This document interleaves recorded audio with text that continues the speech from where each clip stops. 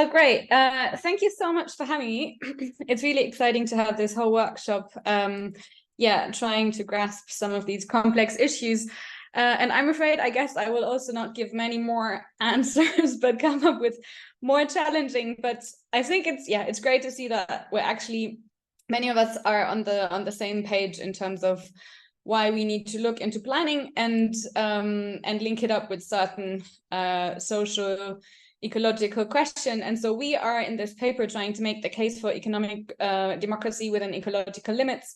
And so really look at, and our kind of target audience is post-growth, degrowth economics. And maybe so in terms of, as a background, why planning beyond growth, and I mean, the ecological crisis has come up, has been mentioned a few times. So our connection is to the transgression of planetary boundaries. So the ecological crisis not only being one of climate change, but actually being quite a complex issue, also including land use, biodiversity loss, and so on. And then the connections between ecological devastation and inequities. Here we see accumulated emissions over the last 200 years. And even if we may take these aggregate figures with a pinch of salt, it really shows us the inequities in terms of global regions. And this graph is maybe famously known, the champagne glass of like who emits most in terms of consumption-related, lifestyle-related emissions, namely the richest. And so degrowth and post-growth economics, so it is kind of a field in economics that also looks into the links between economic activity and, again, well, emissions, but also other factors in terms of environmental destruction. And here we see this close correlation between CO2 emission, between high-income countries and CO2 emissions. So we have this connection. Plus, and this is maybe where degrowth and post-growth differs from other approaches, is in terms of looking at the possibilities for decoupling of environmental impact and economic growth. And this is, we have here global GDP, the global material footprint, and global CO2 emissions. And on a global scale, we just see that even if we see decoupling in certain sectors or certain countries over a certain amount of time, we don't have a sufficiently fast and vast enough decoupling. And so this kind of the social ecological crisis and the links to our current economic system is one of the motivations. The other, and that has been touched upon in other presentations already, is the analytical and political failure of mainstream economics and related policy solutions to address the crisis. And now we look at post-growth economics, which is actually a heterogeneous field, but I use this umbrella term for just to get on with it. It's really a new paradigm within economics that criticizes that hegemony of growth and the primacy of economic growth as a policy goal, as a measure of welfare, and so on. So scrutinizes really this aspect. And importantly, it targets countries in the global north. So due to these inequities that I have just very briefly discussed. And so recently, what can degrowth or post-growth be understood at? I'm here quoting Jason Hickel, who is one of the key thinkers in that regard. It's a planned reduction of energy and resource use to bring the economy back into balance with the living world in a way that reduces inequality and improves human well-being. And so what we see in the field is that actually planning or some kind of coordinated downscaling of resource use and emissions is either explicit or implicit, but it's rarely spelled out what that would look like.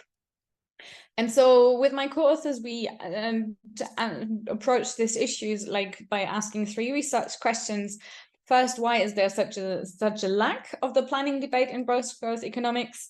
What are the normative basic parameters of planning beyond growth? And what could institutional design look like, or how could it be envisioned, one for post-growth planning? And so maybe I'll be a bit quick on the different strands in economics or post-growth economics and why they have failed, just because it might be more interesting to go into some of the other debates.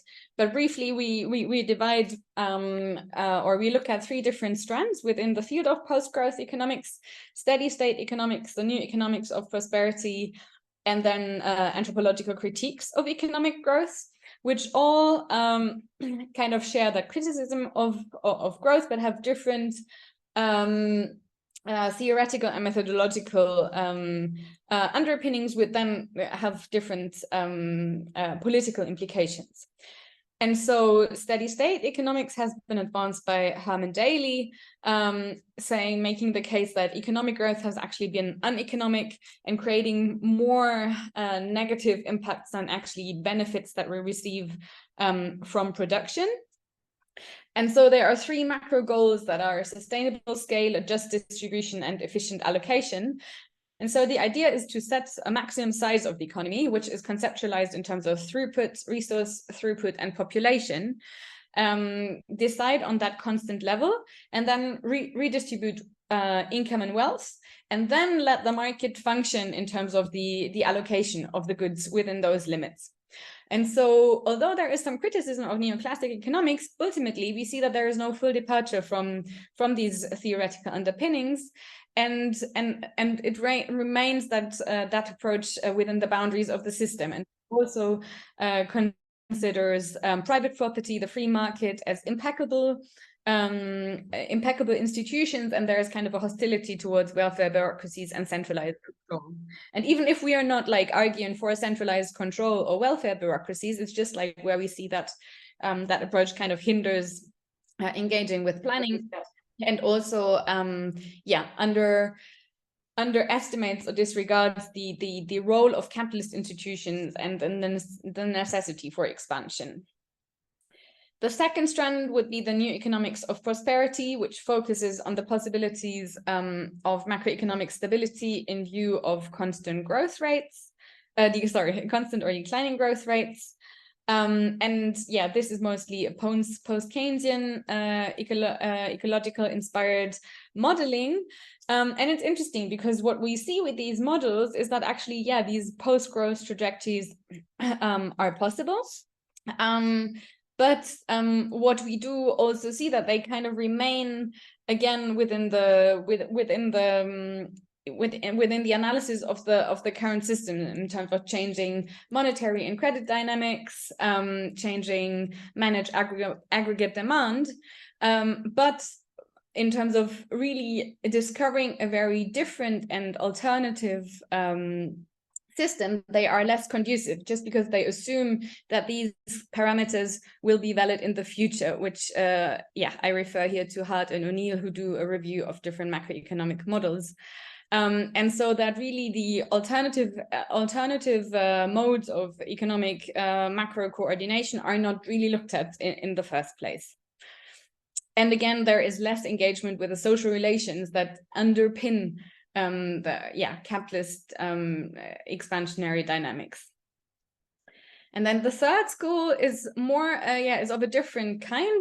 It's more an anthropological critique of growth, seeing that certain behaviors such as the trampling and crushing as an outcome of our current industrial progress of the current industrial system.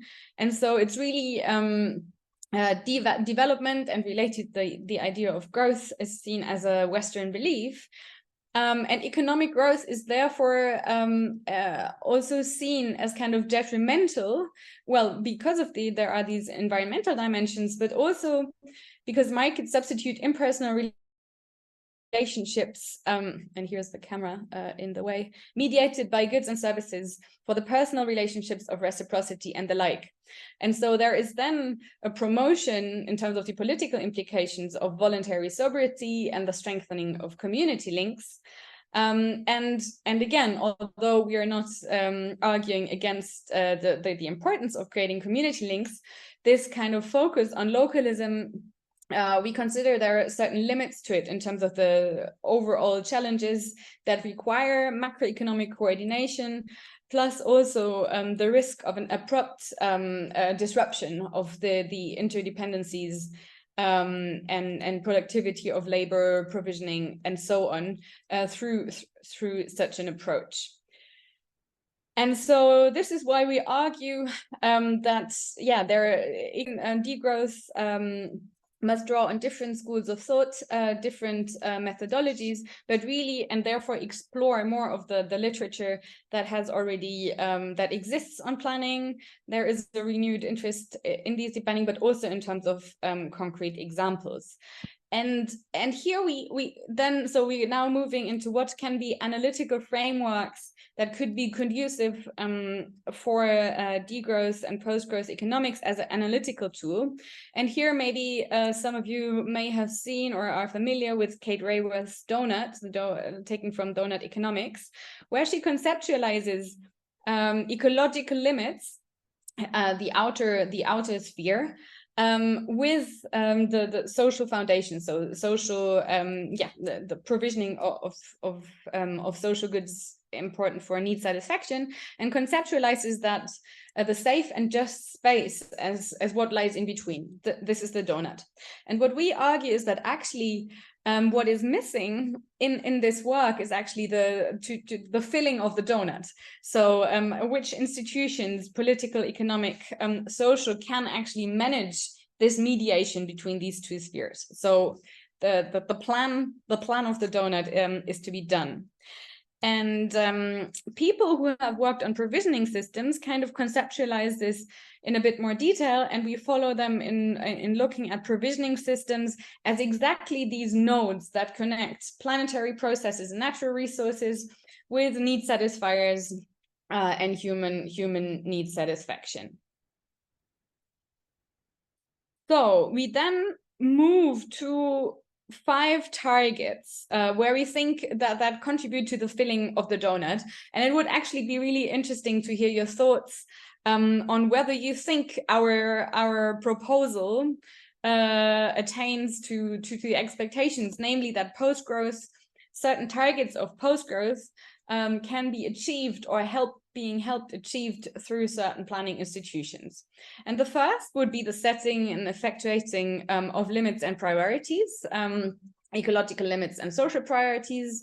So that there need to be processes that define, well, limits and priorities, the type of need satisfiers, their distribution, and the exact forms of organizing of provisioning processes.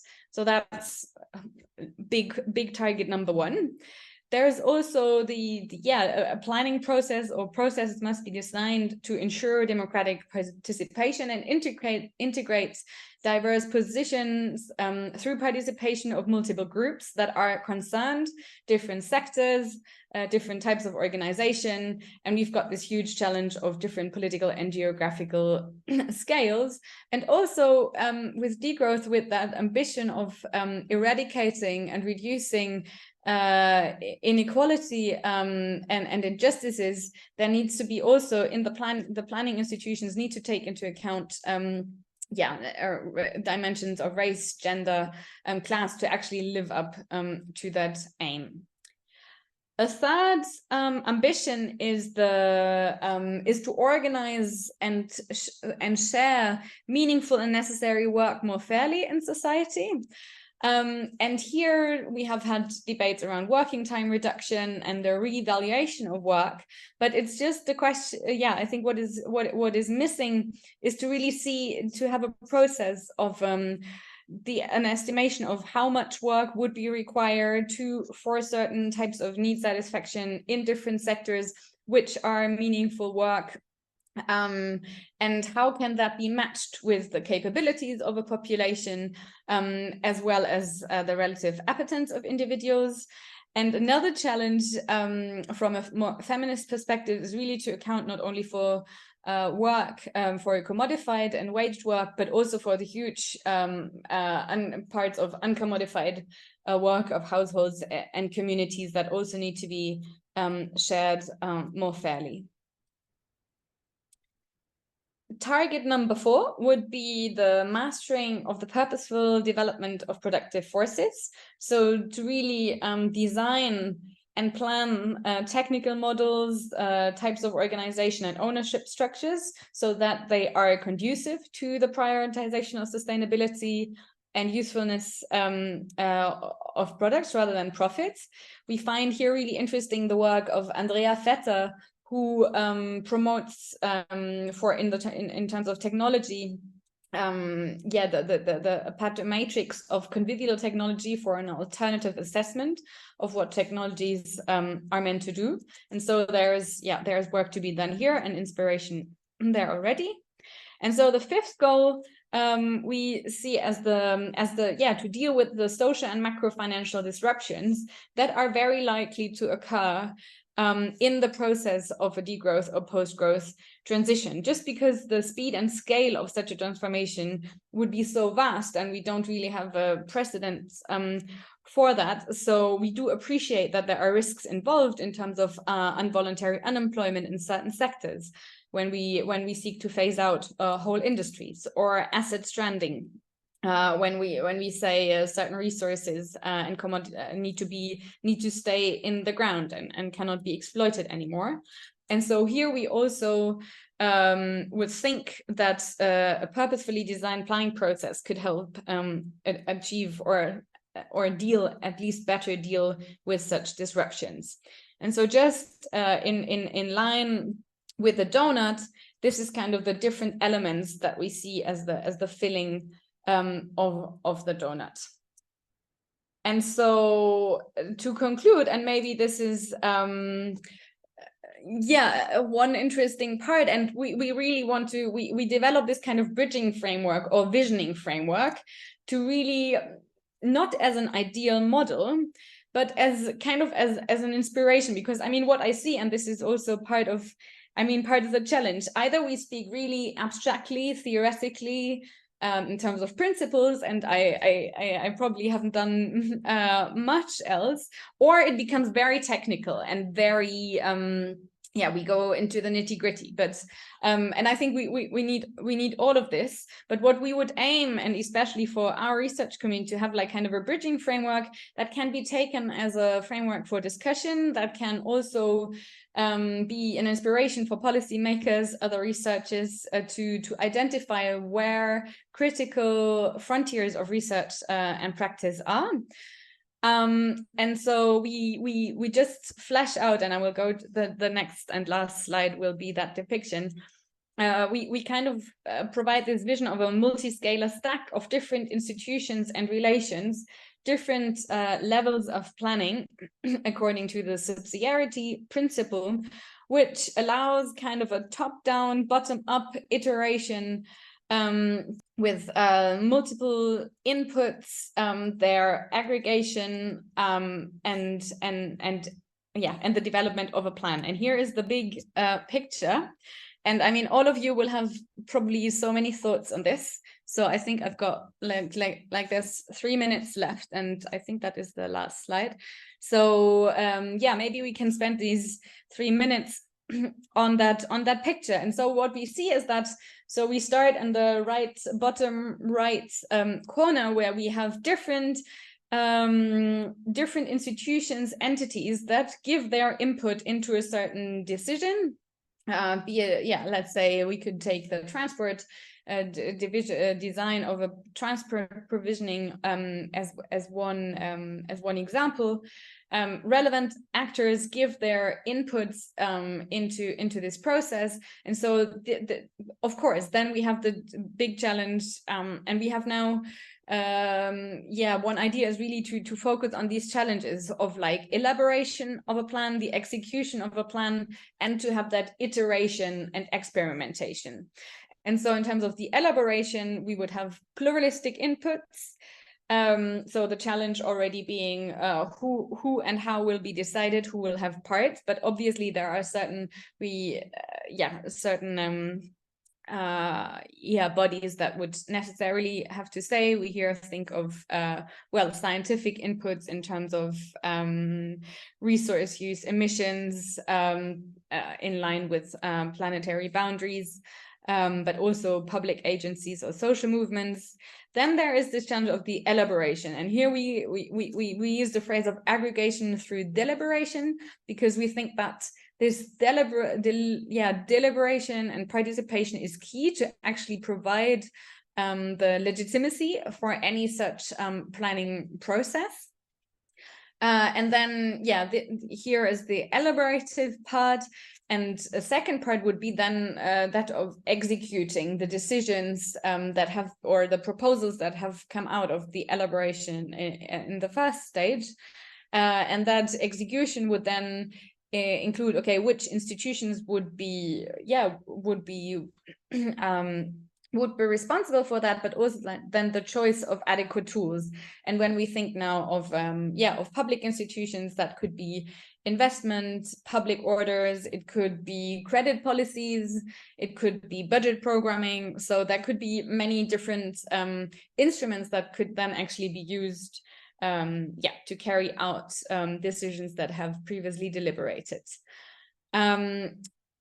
So we see this, and now in terms of the experimentation within the plan, we would here, and based on the subsidiarity principle, we would have certain deliberation execution on one level, and what could not be dealt with at that level would feed into what we here see in the green box. So I have a similar process one level higher up, and have similar that would then feed back down through spatiotemporal projections, feed back down to lower levels, and so therefore create like a multi-level iteration in the development and execution of the plan. And I think so as I said, this is not an ideal model, but rather sketching the different elements that we consider key for the design and deployment of a plan. And yes, thank you. I look forward to your questions and feedback.